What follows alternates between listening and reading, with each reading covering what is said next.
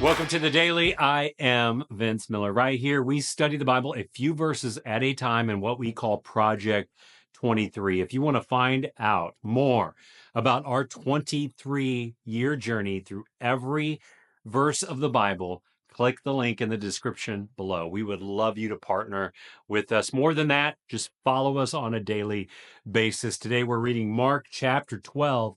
I'm reading verses 38 through 40. And in his teaching, he said, beware of the scribes who like to walk around in long robes and like greetings in the marketplaces and have the best seats in the synagogues and the places of honor at feasts, who devour widows' houses and for pretense make long prayers. They will receive the greater condemnation. Woo! So Jesus had been teaching in the temple all day long, and now he turns from answering questions to issuing a warning. Beware of the scribes, he says. Beware of the scribes. I mean, he calls them out on their own turf. And notice the exhortation. He's not saying to just disagree with them or to debate them. He says, beware, as in be in high alert of these people. I can even see him pointing at them. And why? Because their spiritual influence looked holy on the outside. I mean, they wore the robes, they spoke the language, they took the places of honor, they prayed all these eloquent, long prayers. But it was all a smoke show. Underneath the surface, Jesus exposes something far more dangerous. They devoured widows' houses. I mean, think about that. They used their spiritual authority to manipulate, to exploit, to take.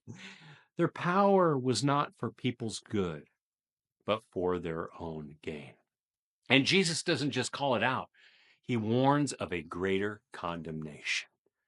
Spiritual leadership without spiritual integrity is deadly.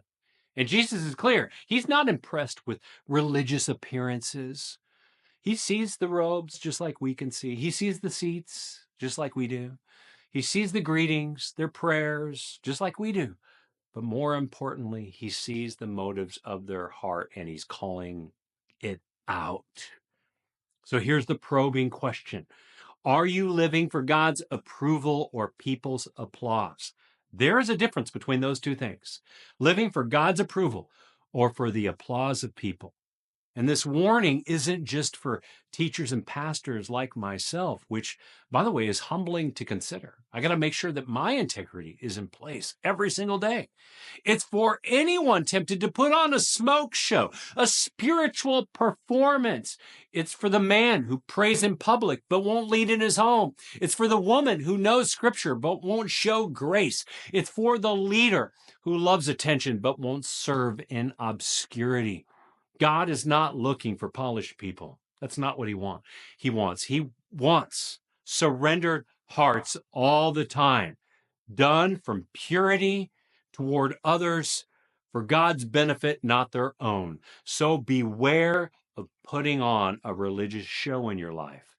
It may temporarily impress other people, but it never, ever, ever impresses or fools God. I love you. Be blessed today. See you right back here again tomorrow.